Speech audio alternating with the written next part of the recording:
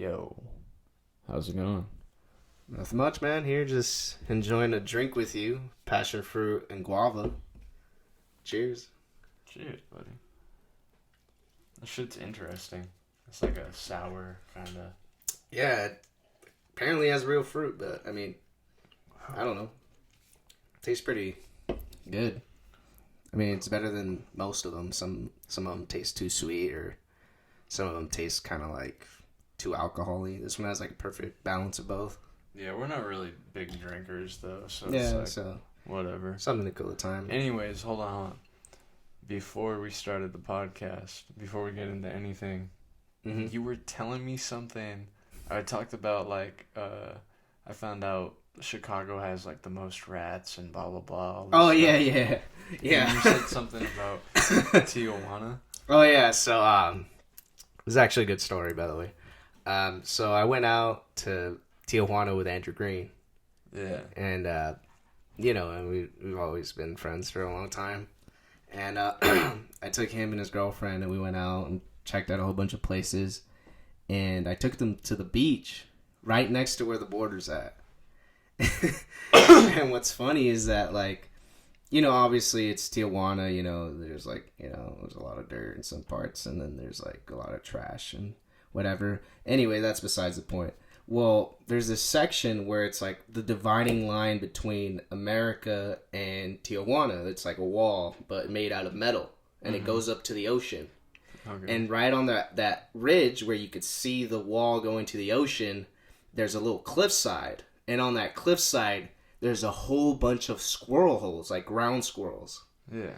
And in those holes, because a lot of tourist people go out there, there's these obese squirrels, big squirrels. They look like they're 5 or 8 pounds. What the fuck? Yeah. So they just look like really fat cats, but they're squirrels. And then you see them move around, they're like boop, boop, boop, boop, boop. Do they try to steal your shit like the monkeys? No, they come up to you. If they see you, they know, because they've lived there for so long, that they know that there's food. And when there's people around, people give them food. So they just go up to you and So yeah, they come up expecting food. Yo, and give me some food, motherfucker. Yeah, and they're like, hey, give me some food, because they're Mexican squirrels. So they're like, Senor, give me some food. It's not really, but it's they're just big, huge squirrels. They look like gophers or moles, big, huge squirrels, but they're not usually that big because they're ground squirrels. Yeah. But it's just weird. It's really weird. That's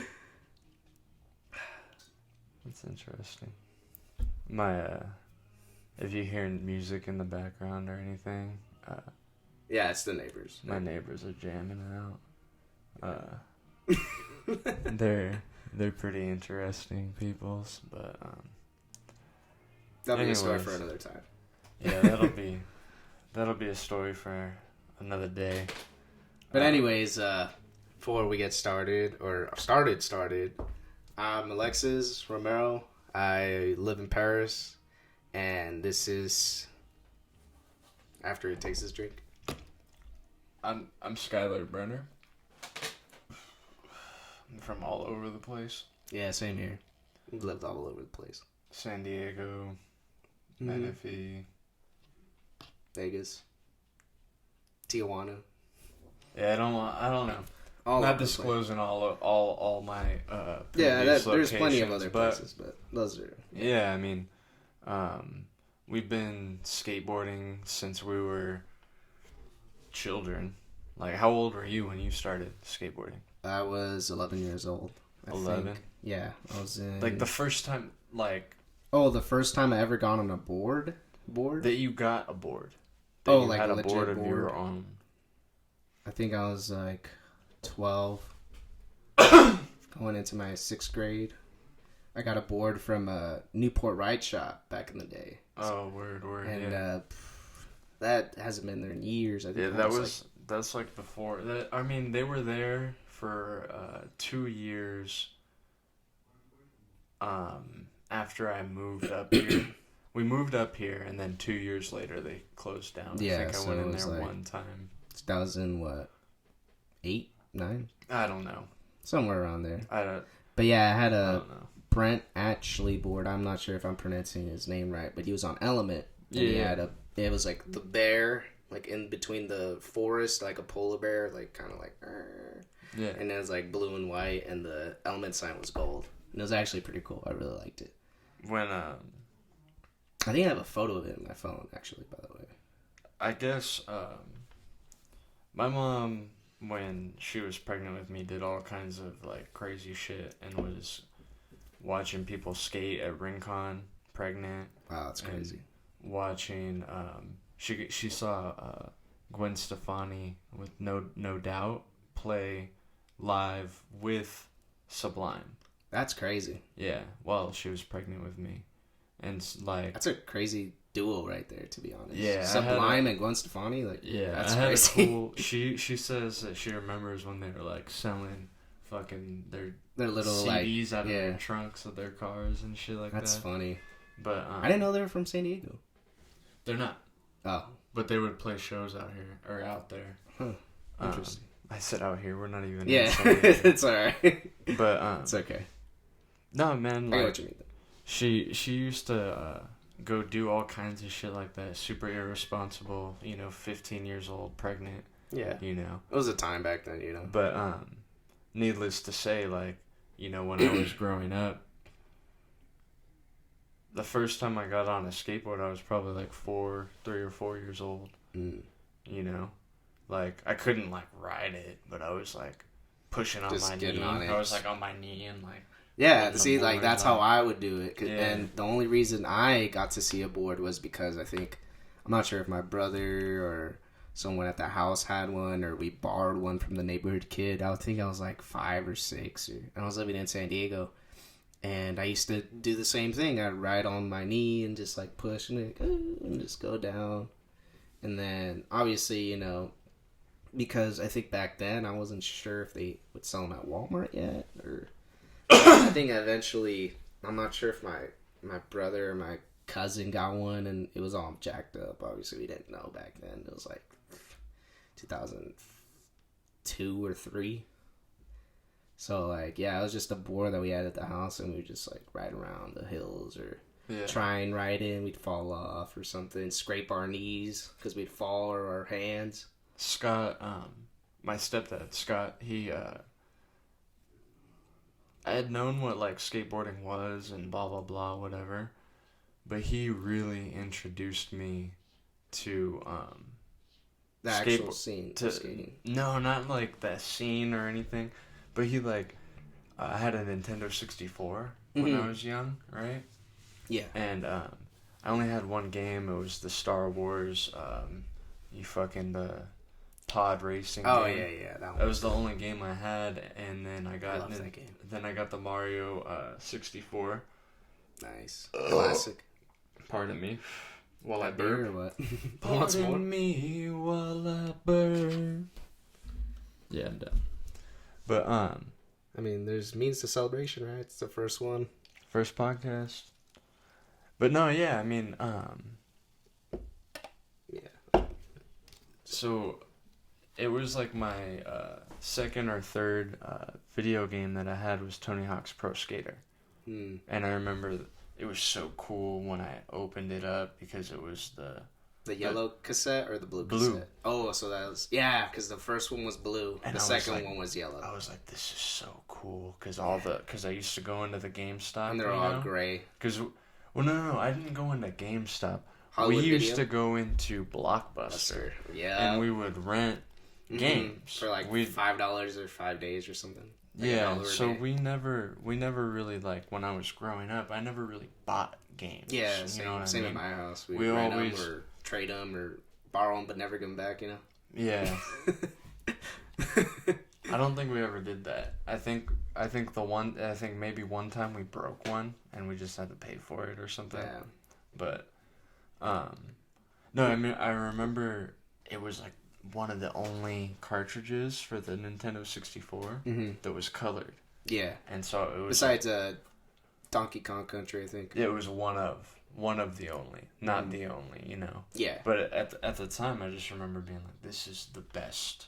This is my best cartridge because it was so it's the blue, color, yeah. It's blue, and it's skateboarding, and they're like, I don't know, I just doing something that fascinated you, that captivated your sight at like not only because it got to the point where I would play the game, and then it got to the point where it was like, okay, it's time to go to school, and I'd be like, okay, and I would get in the car with my mom, and I'd be sitting looking out the window, imagining everything was concrete on the sidewalks. I swear to God. Yeah, like, well, yeah. And I would just picture myself, like, not, you know, this is the craziest part, is that I would picture myself, like, doing these tricks, but from, like, a third person's point of view.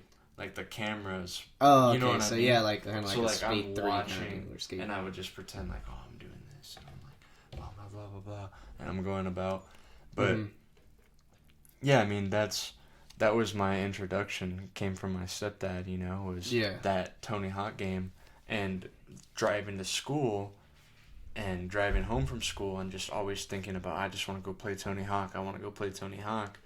And, like, picturing skateboarding. And that, like, that's the best part, is, like, not even having, like, any understanding of, like, what it actually was. Just being fascinated. Especially because you're at such a young age. You see this stuff and you're just so captivated by how it's an art form. And even though you're a little kid and you don't understand what art is, and you kind of just see it going on, there's still enough where it gives you that, like, you feel that depth of what it is. Even if you may not completely understand it, just watching it happen is really, like, moving. Even at a young age. Yeah. And I know because, I mean, obviously as a kid, you try to, like, be on a bike, or when I started growing up as well, like, scooters started coming in like, razors. 2001, 2. They had a video game on Nintendo 64 too, Razor. Really? Razor, yeah. The Razor I don't scooter even remember game. that. I remember that shit. But, you know, obviously, there's always some room of professionalism. I didn't really know anything about it until I was like 10 or 11 when I really got into it, when I was in middle school. So, like, leaving elementary, going into middle school. And I liked it because I would see Josh Marin back in the day at Mapleton when they first built that school, because that's where I would go to school, elementary. So I would see him at that our little 3-block with the shootout ledge at the end at Mapleton Park. You remember that? At Mapleton Park, they have that oval with the 3 stairs. But when he says 3-block, he's being very, very misleading. Yeah, you cannot skate this hypothetical 3-block because there's like a grass patch at the top, and you can't even. It's like an oval of grass. And it looks like it came out of like Skate, like EA Skate, you know, but like it glitched, like when they were trying to like make the bump, because there's like, I dropped that shit. There's like a bump. It's like a little mound of grass up to it. Yeah, pretty much. And if it was all concreted, it would be perfect. It would have been a perfect, it would be famous. Skate park. Yeah. Like pros would skate it for sure. Yeah, but anyway, I saw him skating that, and then I was like, whoa. And I think he was with John Davis at the time. And just watching them, like, really, because they were older, and I didn't really know anyone at the time. And then sometimes I'd see Josh Marin skating the manual pad by the parking lot of the school.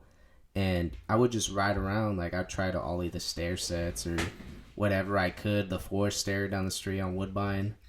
And it was just very, like, when I got into middle school, that's when I really started getting into it, because I saw a group of kids growing up in that middle school that I was like, oh shit, like these guys are the ones that are like the known kids in our area, which was John and then Andrew and I think who else, just mainly those Corey. two. Oh yeah, Corey. But I didn't really know them. I just had heard of them through people that I tried when I was in 6th grade. like trying to hang out with, but I didn't really know them because they were older at the time, so I would just know of them, and then it wasn't. I was on different tracks. I think we all went to the same schools and were in the same. Yeah, we were in the same grade at the same time in middle school. Yeah, and we went to the same school, but at the time they had tracks. I don't know if they just they did have tracks. They did have tracks. Yeah. I think when I went into high school, I'm not sure if my freshman or sophomore year, they got rid of that. I was on C track. I was on A track. I don't know why. It was weird. I don't know why they did that. It was because they didn't have enough staff, or like enough. They had enough staff. They didn't have enough facility. Oh, okay. I see what you mean. So when you guys were gone, we would be in your classrooms. Oh, okay. I see you know what I mean? And remember, that's why we always switched classrooms. Yeah. Huh. You remember that, right? Yeah, I did. Yeah. That was weird. Yeah, it was super fucking weird, and yeah, because I came from traditional back in San Diego. But I remember I was in elementary school, and in Escondido, and they stopped doing tracks.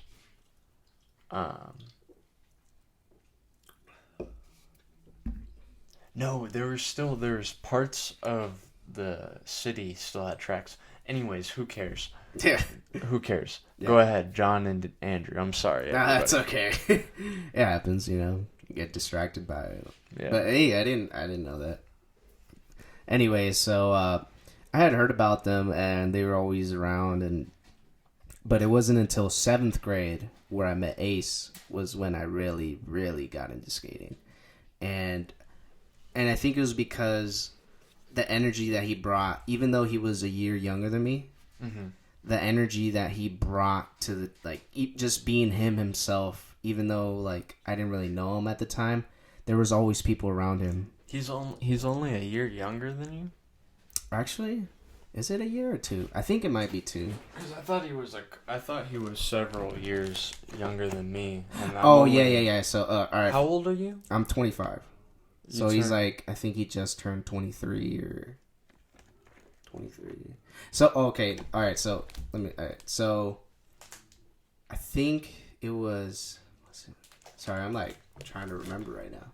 You are trying to remember right now. So, 7th... Oh, yes. Okay, so 7th, I got into skating because there's other local skaters. There's 2 other skaters and then maybe a couple older ones that... We have smoker's cough. It's not COVID. I promise. Yeah. But anyways, we had... I'm trying to remember. Sorry, I'm trying to scramble through my brain. Memories. All right. Andrew and John, you didn't know them. Uh-huh. And then... But you knew of them. Yeah, I did know who they were, But I think because they were older than me and they were part of a different social group, I didn't really interact with them until high school. Mm-hmm. But get to the juicy part, brother. Where's the juice at? The juice. When did you meet them? We all met. I met them. You introduced me to Andrew. So I met Andrew first. Introduced me. You introduced me to everyone. Really? You introduced me to Kevin. You introduced me to Andrew, and then not John. Andrew introduced me to John. Okay, so I had met John in middle school. I think I was in 7th grade. He was in 8th, and I knew him, or I knew of him because I would hang out with Todd Davis at the time. Mm-hmm. And me and him were really tight. We would go skate at each other. I would go to his house all the time. He had a flat bar or something. And he was close with him, so when we were at school, we would try to hang out with him, but he was very antisocial because, And so I never really got to hang out with him until high school when I was hanging out with Andrew. And Andrew I met freshman year of my high school, and it was because he was in my math class. I think.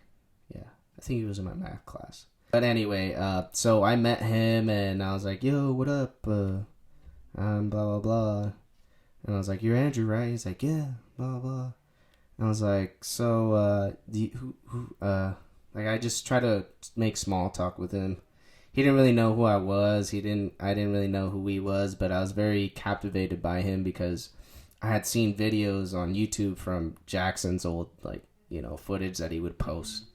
So I was very keen on trying to get to... Just so you know, I mean, I'm going to assume that the majority of the people that are listening to this right now are just, people that we're friends with and blah, blah, blah, like that, right? So they know who you're talking about? Yeah. But, like, let's say hypothetically, like, somebody wants to come back to this or somebody is watching and they don't have anything to do with what you're talking about. Exactly, yeah. Who is Jackson? So, Jackson, his name's Jackson Lamar. Mm-hmm. He's a filmer out of Canyon Lake. I think he lives in Hollywood right now, or I'm not sure. Somewhere in LA.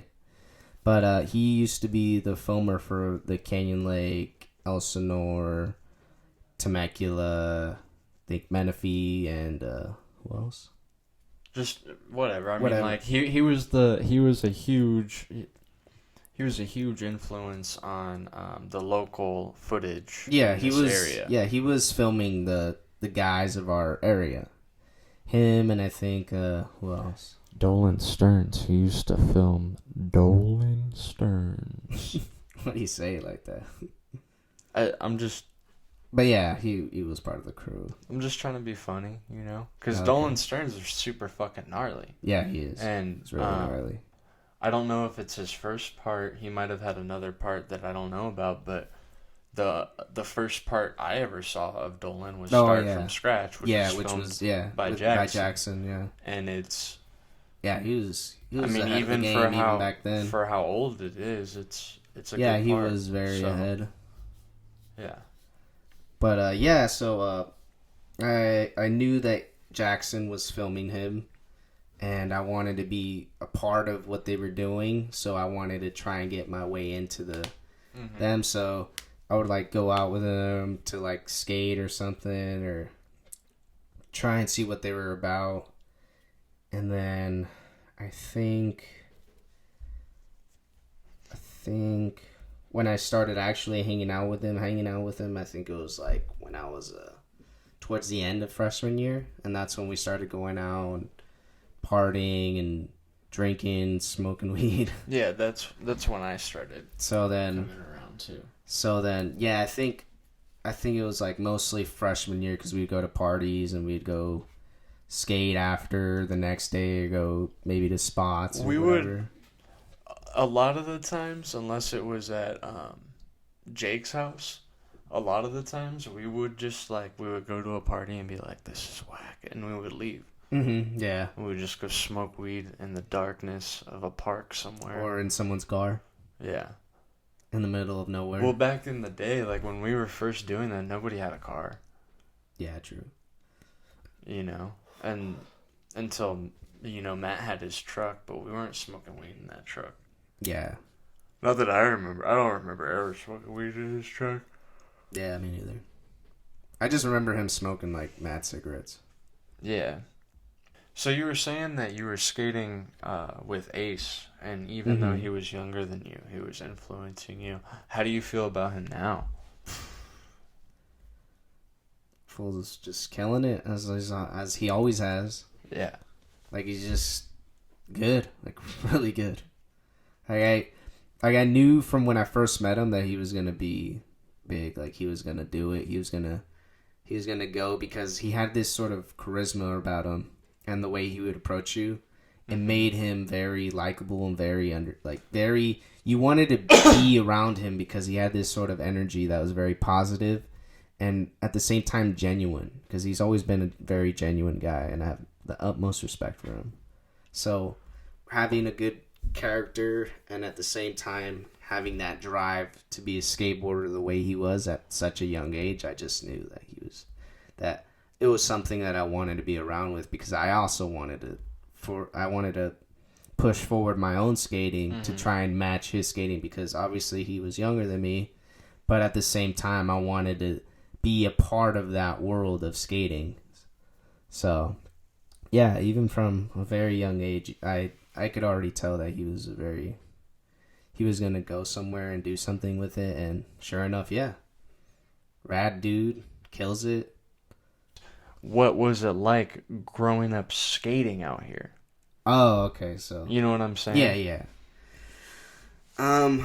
Well, I guess for one thing, it was very different, and I think it's because there wasn't a big scene. Yeah, there was no scene. There was no spots really, and there was spots, but they were so spread out. Yeah. Right. So like, I was trying to like bait you into talking about like walking to French Valley to go fucking skate. Oh yeah. Like that's the type of shit we had to do out here. Yeah, you know? Definitely. Like if we wanted to go to the skate park, the closest skate park was Cal Oaks. No, because you had to wear a helmet and do all this shit. No, before that. Well, by the time we were in high school. Oh yeah, it was already. And by the time we were trying to go film and do all that, we couldn't do any of that anymore. Yeah. You had to be like, you had to pay, blah, blah, blah, whatever the fuck it was. Yeah. And so the closest skate park was either Bobby Bonds in Riverside, because Moval's the same kind of thing, right? You have to pay or wear a helmet or whatever it was. Not anymore, but yeah. You had to pay and then you had to wear a helmet. And so, yeah, it was either Bobby Bonds or Bishop. Or Santana. I mean, we barely went to Santana until we started hanging out with Robert Prado. Well, I would go. We would go, but bro, I mean, really, before we started hanging out with Robert Prado, me and Andrew and John, we skated Bishop a lot, and we skated Bobby Bonds a lot.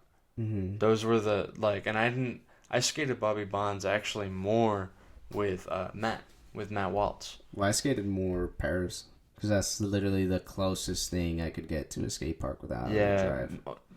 Paris, Matt loved it, but nobody ever wanted to really skate there. Yeah. You know? It was this rough area. Well, it was a rough area. I mean, that park's not that good. Yeah. I mean... Yeah, I know. You know? But, I mean, it's better than nothing. It's better than nothing, but none of us lived in Paris. And so the whole thing was... if we're driving from Menifee, that way, because it's the same direction as Bobby Bonds. Yeah, pretty much. We would just go to Bobby Bonds. Yeah.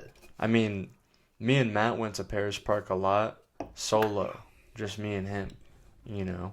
But like Andrew, John, Kevin,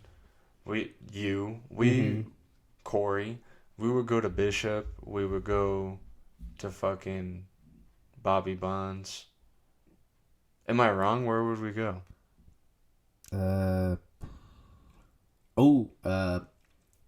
Harupa. I've only been to Harupa 4 times. Chino. We would go to Chino.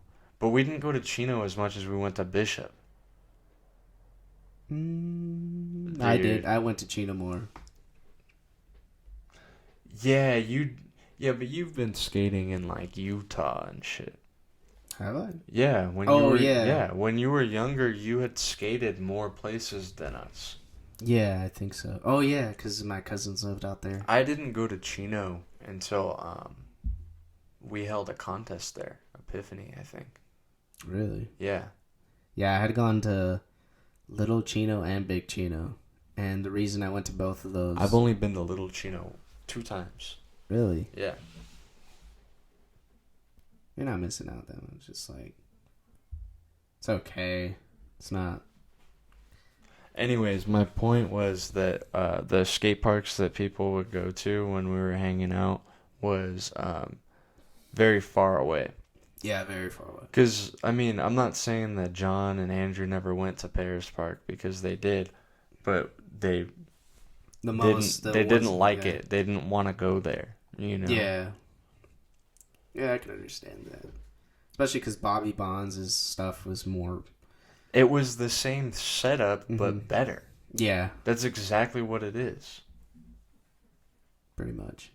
It's the same thing. Yeah. Except for the mini ramp at Paris is really, really dope. Yeah. Yeah. But I like the fact that Bobby Bonds' transition sticks out more and it's taller.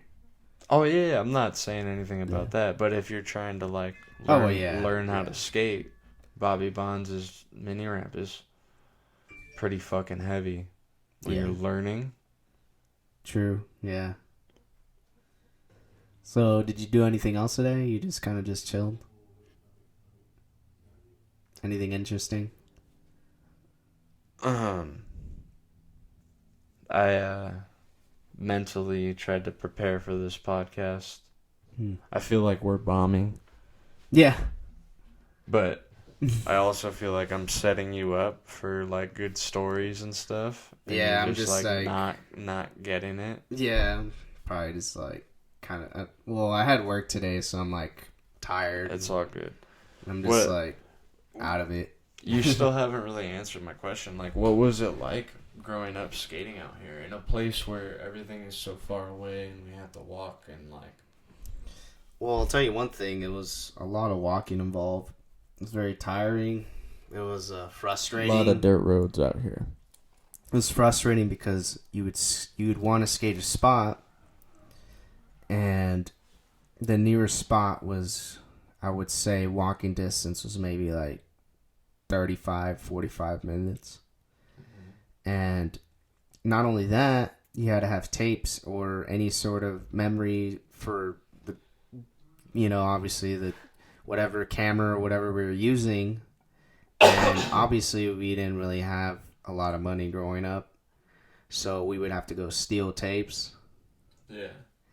And yeah, it was there's a lot of factors that kind of like would kind of sway you from not trying to film or skate, or especially because it gets really hot out here in the summer. Yeah. So it gets really rough to try and skate. It's a fucking desert. It's a desert out there. That's what it is. I mean.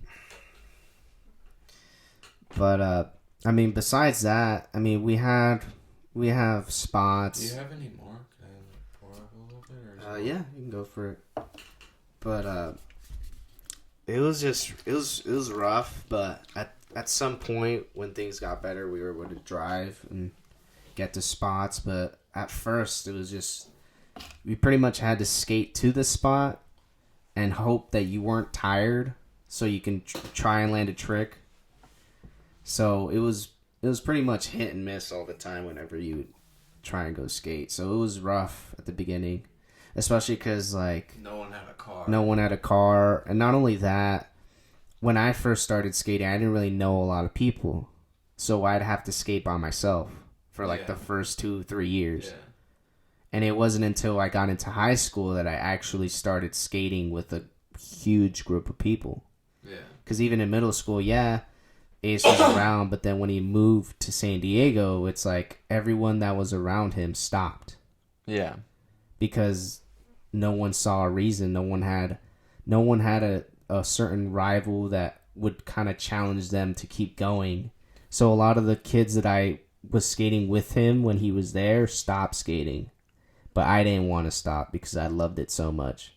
While all these kids were getting into dance moves and jerking and whatever, shuffling and all those fads or whatever scene stuff that was happening, I was like, no, I don't want to do that. Just chasing the girls and all that. Like, I was like, dude, I'm not about that. I want to keep skating. Like,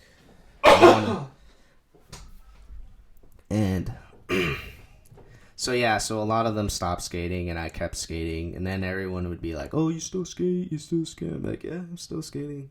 To this day, there's people that still come up to me like, hey, you still skate? And I'm like, yeah.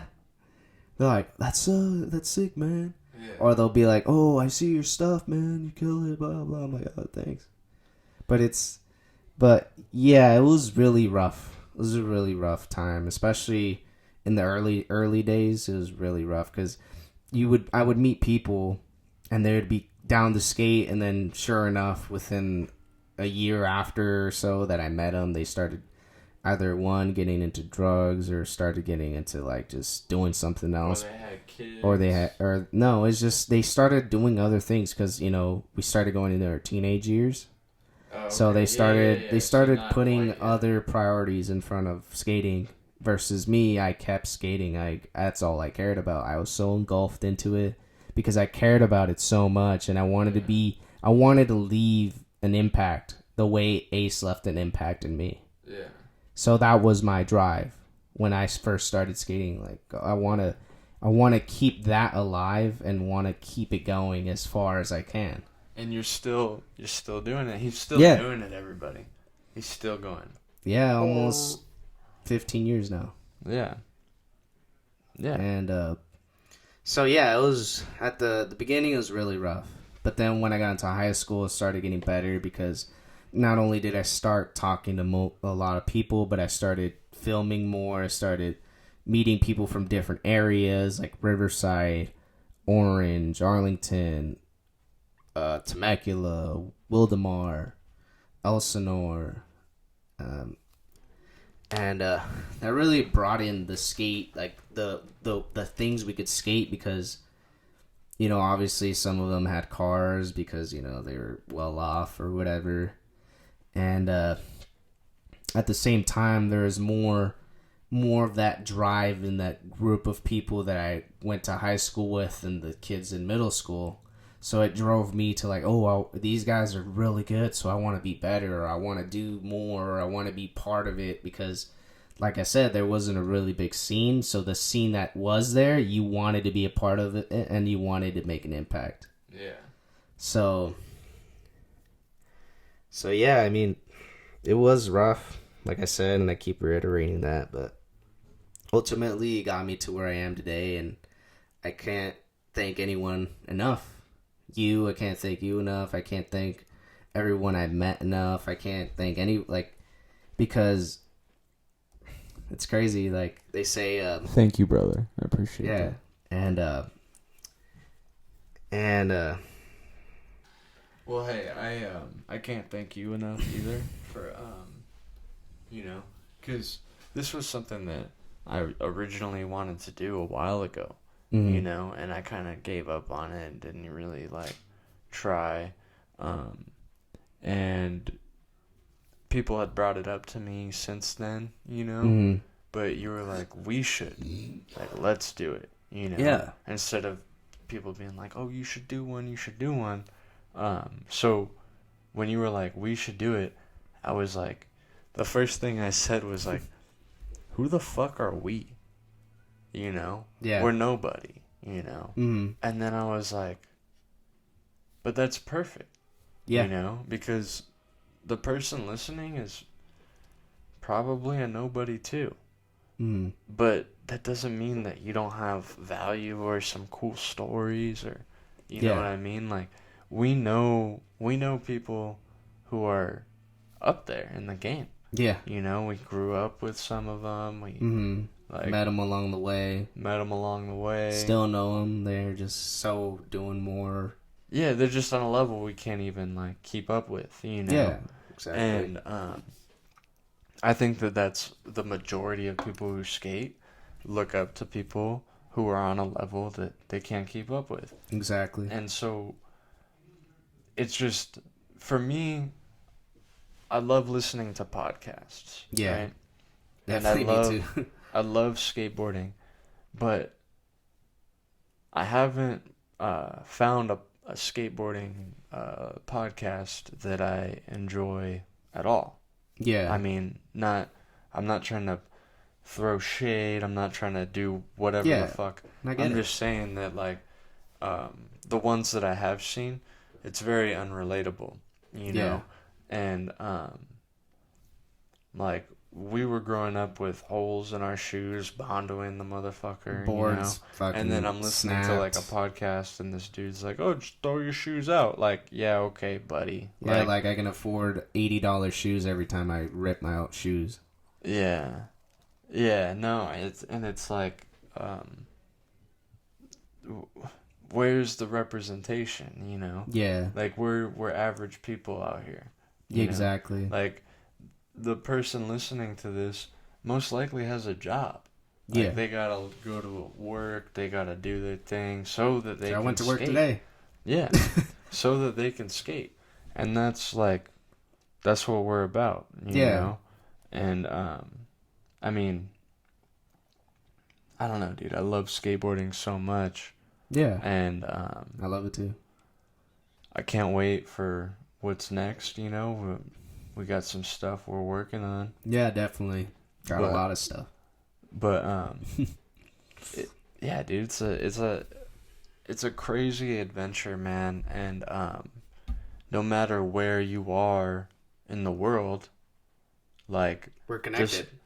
Well, it's not just that, but like just like what you were saying, it's like you don't have to give up just because everyone around you did. Exactly. Know? Like, because we didn't give up. We just, like, we're still going. Yeah. We're just not going at the same pace as some other people. Not only that, with the pandemic and stuff, you know. Well, I mean, the pandemic wasn't gonna, like if the pandemic didn't happen, we'd be in a similar place socially. Pretty much, yeah. We're not gonna be, and like even like this, like we're still in that place socially. Yeah, you know. So it's like, who cares? Like we're just here to like talk about some funny shit and like skateboarding and like, you know, like whatever. So, my main thing right now is like I've been tripping on you know, how not progressive you know, the skating community used to be, like, quote unquote, you know what I mean? Like, in what way? I remember one of the people that has the last name Anderson, that's a pro, he's gay. Yeah. And I don't remember who it was, but I remember like hearing growing up. Like, I think that fool's a like, oh, he likes to he's a pirate, and blah blah blah. You know, now it's like it's completely different. You know? Like people had real, like 10, 15 years ago, people had real strong opinions about a lot of nonsense stuff. Exactly. You know what I mean? Like, did you ever hear about Yeah. Perfect example. Yeah. Gnarly. Great skater, by the way. Gnarly. And then he came out, and this is from what I've heard. I don't actually know. Yeah, I don't know either. But we're gonna have to bleep his name too. Okay. But yeah, this guy, he's from out here. He's really gnarly, and I guess he came out, and everybody just scattered like fucking flies. Like, yeah, you know, like just. No, it's funny because I remember talking to people like, "Hey, have you talked to him?" Like, "Oh, like," and they'd be like, "Nah, bro, he's like." Yeah, I remember that. And I'd be like, "Who cares? Like, what does that matter? Like, he's." I remember that. And I remember I don't know who it was, but I guess they saw him with his boyfriend or something, and they were like, I guess they were weirded out by it, but it was like, dude, like, who cares? Like, what does that matter?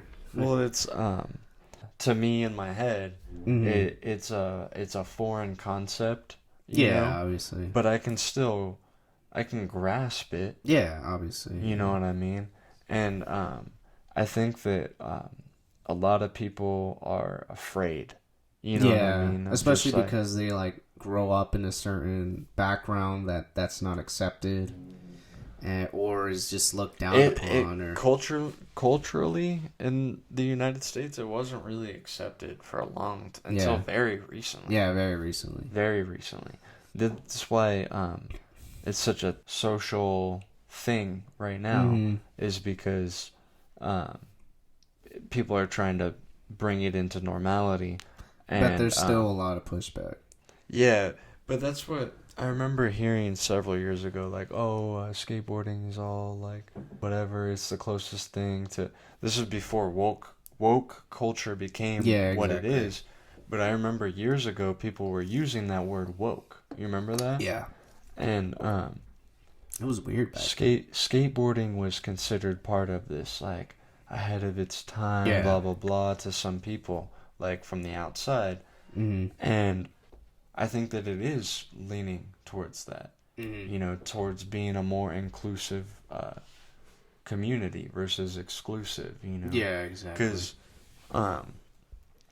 10 years ago, the homie that showed up with the neon highlighter pants trying to kickflip the 10 stair was getting laughed at. Yeah. You know, and now it's like a fucking fashion statement. Yeah. People are like, look, I want those neon highlighter pants. I want to kickflip that 10 stair too. Yeah. You know? So it's like, times are changing. I mean, people made fun of me when I started changing my hair before it was even a thing. Yeah. Yeah, people made fun of me for that too. That's why I stopped doing it a long time ago. Mm-hmm. Yeah. But I didn't care. I made fun of you too. Yeah. Because I was all like, people made fun of me, I'm gonna make fun of this motherfucker.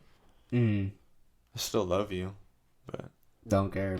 I mean, Fuck about the hate, at least. Oh, okay. It's about to be like, fuck, dog. The fuck? I hate you, you stupid bitch. Do you mind if we pause this so that I can take a rip? No. We were talking earlier about, not on the actual podcast, it was off, you know, the record, but one of our friends is like, I guess on the fence about coming here or going to Vegas from where they live. And you told me something interesting, and I was like, well, wait. We got to get this back on the podcast. So what were you saying about Vegas? So I had looked into it because I was going to be living out there. But then, you know, obviously something happened. I ended up moving out here. But I had to research because I wanted to go into electrical.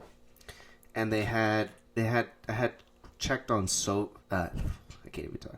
I checked on very different like articles and stuff and projections of like companies and stuff, and they said that within the next 30 years the use of electricians, plumbers, and just all forms of like some sort of construction or all the trades they were looking at projections of an increase of 30% within the next 10 to 30 years.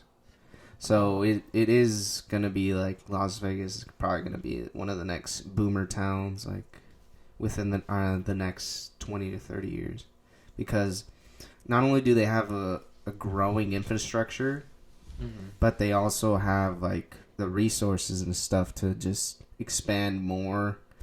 And not only that, but just be able to have like a home for more people that are looking for, you know, different way of life. Space out there. Yeah, and there's like so much room to expand, and especially because it's like nowhere. Especially because it is in the middle of nowhere, but at the same time, since they're always constantly building new casinos, new housing developments, and all that stuff, there's a big supply for demand, especially because, you know, obviously they don't have any state income tax. Yeah. So there is potential for a lot of growth in that city specifically. And so it's not like, so if our friend did choose to go there, then it wouldn't be like a bad move. No, because there's a lot of opportunities available, no matter what field. Even trying to start a position, you can find a job. He's not sure what he's gonna do, but I just thought it was interesting. We know some people out there too. Yeah. The good homie Will. Yeah. Shout out OMB Hydro. Yep. Will. Love you. But yeah, I mean, and then the homie Tony and Deshaun, they're part of Wax. Oh, okay. They're the, like, I guess I would say the team managers. Yeah. And they just started, I guess one of their friends started a wax company, and Hydro's on it. Will, a couple other people that are kind of like youngins, like trying to grow up. Sick. And then they have an actual girl skater too. It's pretty cool. She's a really rad girl, and she looks like she has potential to grow as well with them. And it looks like something good that's coming out of there, because there's not a lot of big companies or like little shops. I mean, there are a couple of like little skate shops, but because they're kind of like mixed in with snowboarding kind of deal. Yeah, it's not like how out here in yeah. in LA, Riverside County, San Diego, where it's like into a skate you go shop into a skate shop and it's an actual skate shop. Yeah. So, and but yeah, I mean, it's really sick to see that there's companies and there's people, because there's also another board company. This guy, I don't remember his name at the moment, but he has this company called Black Matter, and he's kind of doing he's kind of doing the company by himself, but he's going through some sort of distribution when like he gets the imprinted boards and stuff, and he seems like he knows what he's doing. He has like I think he films with like a Panasonic or so like a high HD or so, but yeah, I mean, it's really cool to see that there's sort of scene. Yeah, there's still a scene out there. But that's gonna be everywhere. You go out to fucking Missouri, you go out to Mississippi, there's still gonna be a scene. Yeah, but it's not as prominent as out here. But we live in the skate mecca. Yeah, pretty much. I mean, Southern California. Yeah. This is where, it all started, baby. You know? I mean, people dream about coming out here to exactly. skate. I mean, a lot of the pros. And that's another thing, is that if you're from somewhere out in the Midwest or somewhere in the East Coast where maybe, I don't know, you like to skate stair sets, you like to skate rails, you like to skate in general, but the ground is really rugged. Yeah, it maybe is really even the Pacific Northwest, you know what I'm saying? Because it rains a lot. You get storms, all that shit. The concrete's really hard, really coarse. Out here, it's... Because it's always sunny skies, baby. It's a whole other thing. Sunny California. And we have stricter codes and laws when it comes to building things, Yeah. So, stair sets are a lot more smooth. They're, I don't know. If you skate 15 rails in your hometown and your hometown's 15 rails sucks, you could definitely hop on Hollywood. No problem. Yeah, definitely. You know what I mean? That's what I don't think people realize that. But when you come out here, a lot of the homies that I've talked to when they come out to California from other places, they're like, these spots are fucking crazy. Blah, blah, blah. And Vegas, I'm sure. Vegas and Arizona are very similar in that way, too. Yeah, they have a lot of ditch spots. That's what I've noticed. Like, Vegas, they have their strip spots, but the spots that you want to go to are mainly the ones out in, like, the outskirts of town. Yeah, for sure. Off from the strip, because the strip can be a bust. Oh, yeah, 100%. And, but, yeah, there is a lot of potential for growth, not only in their skating community, but also in their population and everything. Yeah. And if you're a little skate shop or whatever, and you're out and wherever you are, try to make a trip out to Southern California. It's worth it. Yeah, definitely. I promise. There's so many spots. If you get kicked out of a spot, there's a spot around the corner. Let's go. There's a spot around the corner. Let's go. I mean, it's nice. Yeah. It is. We're gonna wrap it up soon, not right this second, sorry. Yeah, no, it's all good. But yeah, Alexiz is getting sleepy on me, so yeah, I had to work a full shift, and I've been up since like 7. Average working man. Yeah. But we will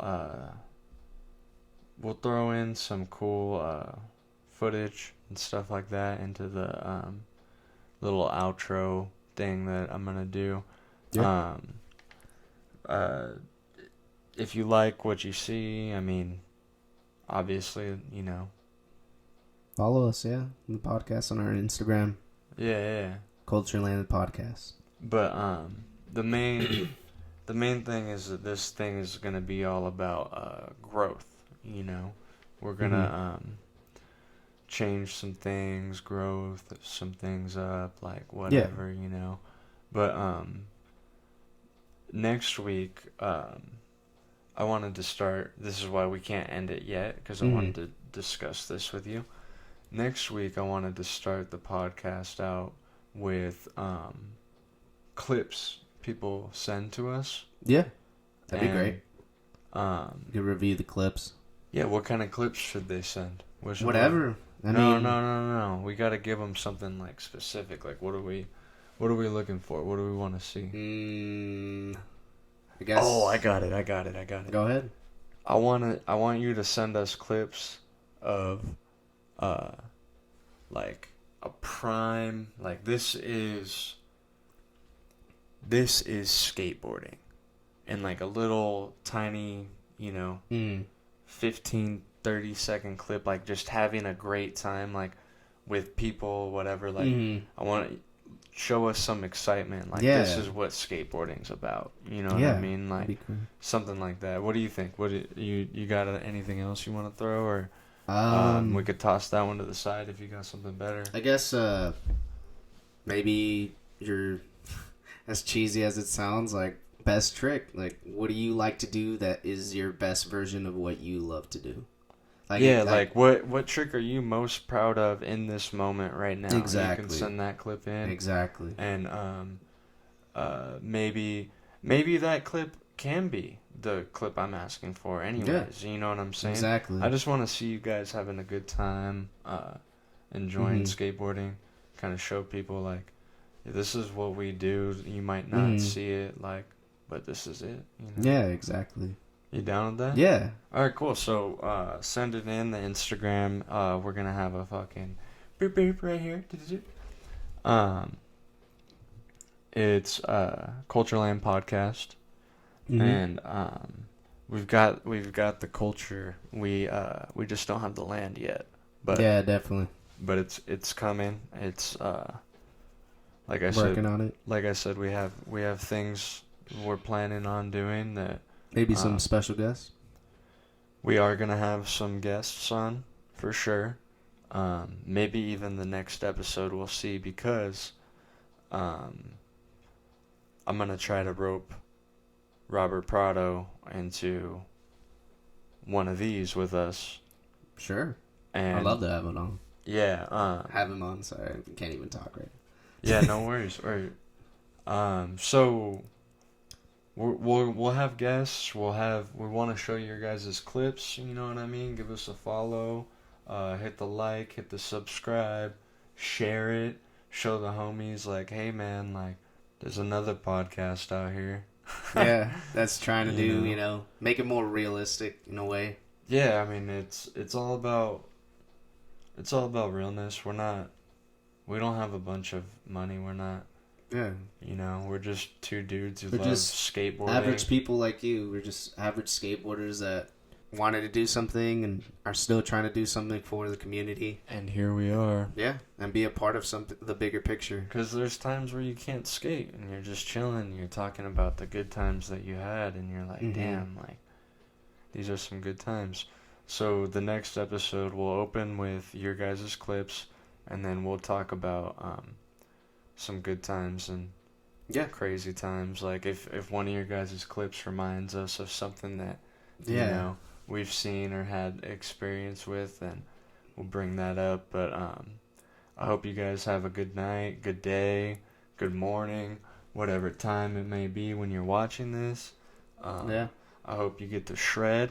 I hope you get some clips, and I hope you have just a great week in general, and we'll see you on the next one. Well said. Bye, everybody.